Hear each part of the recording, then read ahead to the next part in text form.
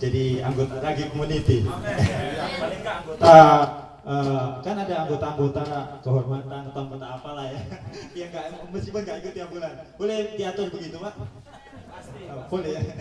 Ya, perkenalkan nama saya Pendeta Daud Putranto. Tadi yang berdoa istri saya Pendeta Joyce Kando. Kami biasa pakai istilah pastor kalau di gereja.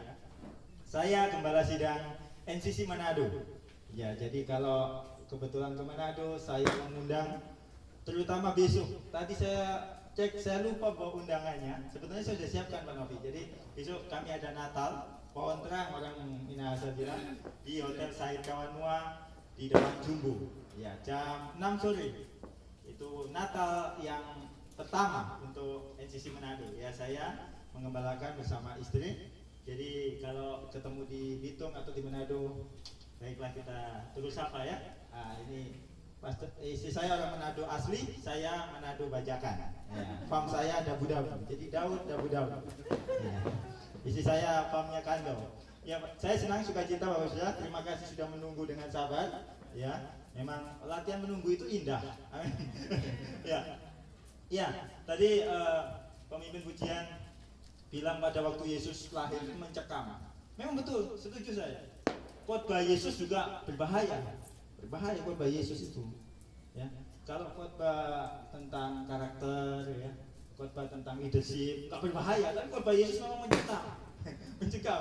Saya bisa rasakan itu.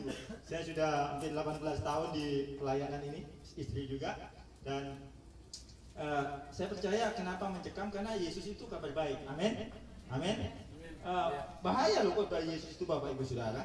Ya, contoh ya, saya sering bilang sama jemaat kalau di awal khotbah, saya rindu saudara mengalami metanoia. Amin. Amin. Saya selalu bilang begini sama jemaat saya, kalau dengar firman jangan siapkan hati. Kenapa? Karena di hati orang sudah ada Tuhan Yesus. Amin. Di mana ada Yesus, so aman itu. Amin. Amin. Aman. Di orang otak yang jarang ada Yesus, kadang ada, kadang ada. Betul nggak? Ayo, ya. Makanya satu-satunya penyakit yang salah nama adalah sakit hati. Sakit hati itu bukan di hati, di otak. Hati kita tidak bisa sakit karena ada Tuhan Yesus di situ. Bilang amin. Tidak bisa. Nah, itu sebabnya saudara kalau mau bertobat, kata metanoia, kata bahasa Yunani itu perubahan pola pikir. Yang perlu berubah itu otak saudara, bukan hati saudara. Amin. Ya betul, saudara jangan ragu-ragu bilang amin. Amin itu ada 3 fungsi. Ya, supaya lancar ini persekutuan kita. Yang pertama, amin itu bilang ini. Anu melek nahum, itu kepanjangan dari amin. Anu melek nahum. Terjadilah perkataanmu dalam hidupku. Amin. Bilang amin. Nah, itu fungsi amin yang pertama. Saudara kalau sudah percaya apa saja yang saya ngomong, sudah bilang amin. Kalau jemaat saya, amin. Kalau sudah suka cita lempar saja ke tas atau apa saja, lempar amin. Nah, ya. Yang kedua, amin itu tujuannya untuk membangunkan teman di kanan kiri. Amin. Nah, sudah ada yang bangun, saya lihat sudah ada 3 orang yang bangun, saya lihat dari sini. Amin. Dan fungsi amin yang ketiga itu adalah memberi semangat kepada pengkhotbah. Amin. Amin. Wah, oke ya, tepuk tangan dulu bagi Tuhan. Nah, itu fungsi amin. Ya. Nah, saudara, Tuhan itu nggak masuk otak, masuk hati. Amin. Itu sebabnya Tuhan itu nggak pernah masuk akal. Aduh, Pastor Daud, ada seorang ibu bilang, aduh kemarin kita kuat ditolong Tuhan. Aduh, memang Tuhan itu nggak masuk akal. So dari dulu tante, Tuhan itu memangnya nggak pernah masuk akal. Amin. Kekristenan itu tidak masuk akal, masuk hati. Amin.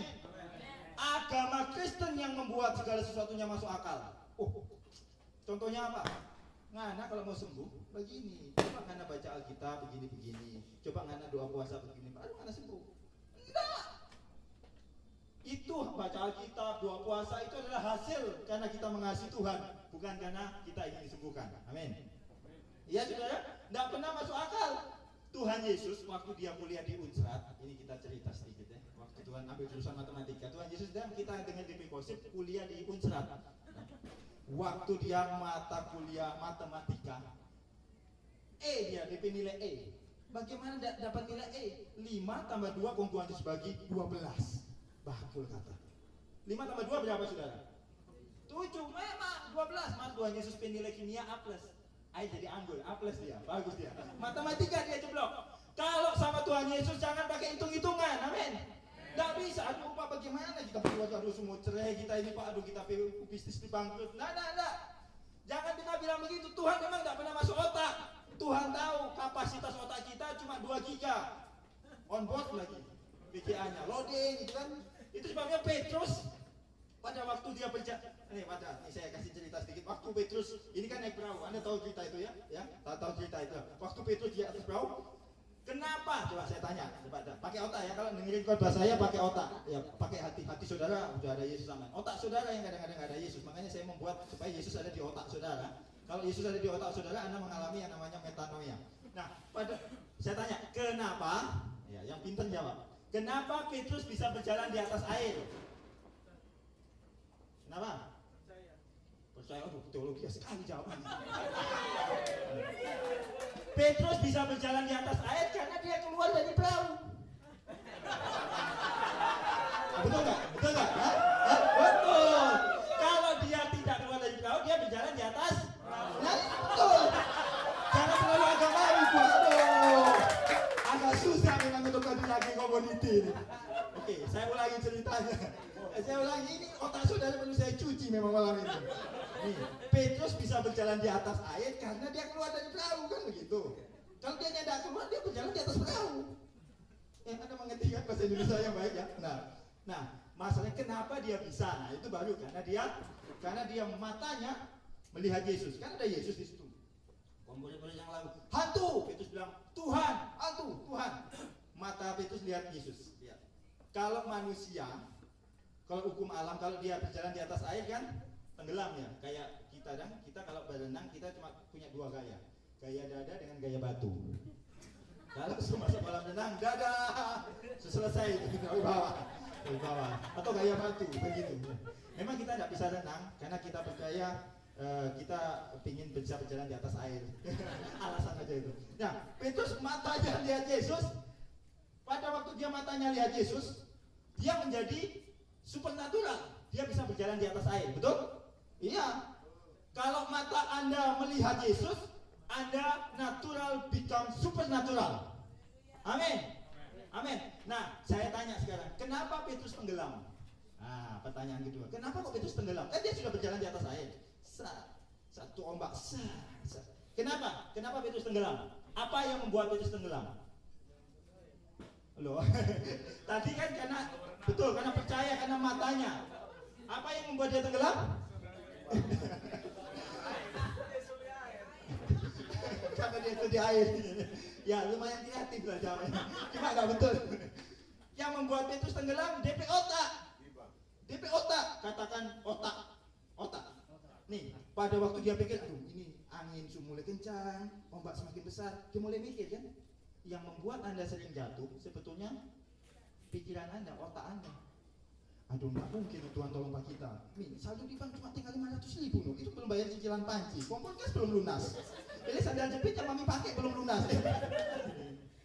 Nggak apa-apa, yang penting dosa kita sudah lunas, amin. Apa gitu?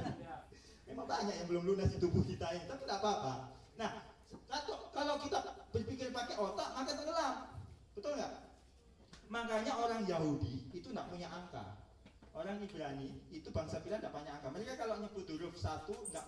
Kalau orang kan ada A, B, C, D, E itu huruf. Angka 1, 2, 3, 4, 5 huruf. Orang Ibrani, orang Yahudi itu kalau menyebut angka 1 pakai huruf pertama, alef. Kalau bilang kita mau pesen 2 mangkok bakso, dia bilang bet, ya kan? Alef, bet, pakai 2. Itu sebabnya kenapa anak-anak sekarang pintar? Karena anak-anak sekarang ini ikut berpikir gaya Yahudi. Kalau dulu kita 5 tambah 3, kita hitung pakai lidi, no?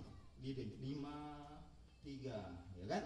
Kita pikir 8. Anak sekarang ada 5 jeruk tambah 3 apel. Wah, dia mikir, wah 8 papa, yang 2 mama suruh makan itu. Begitu dia, cepat dia, betul nggak? 3 sapi tambah 2 kelinci, cepat kan? Pakai apa itu sebetulnya? Pakai pikiran, pakai gambar. Anda mengerti? Pakai gambar. Itu sebabnya saudara, ketika Anda mengalami metanoia, perubahan pola pikir, Anda akan merasakan Yesus itu luar biasa. Amin? Amin? Yesus itu baik, meskipun Anda nggak merasakan Tuhan Yesus baik. Amin? Katakan begini, orang benar hidup karena iman, bukan perasaan. Kita rasa kuat. Pak Pak Daud, Tuhan tidak sayang sama kita bulan ini. Kenapa? Natal tahun ini, aduh, kita pedoi pas-pas. Nah, Tuhan, Anda tidak harus merasa Tuhan baik, baru Tuhan merasa baik. Tidak, hidup karena iman. Kalau Anda hidup karena perasaan, kalau tanggal muda, ya.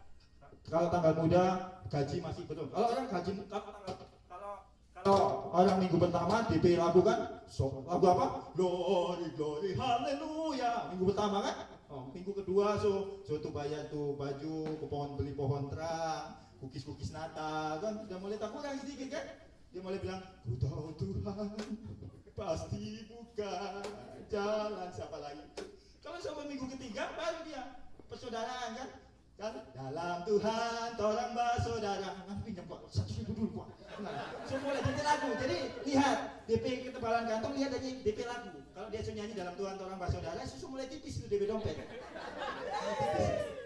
Jadi kalau dia masih glory haleluya, masih tabal itu dompet.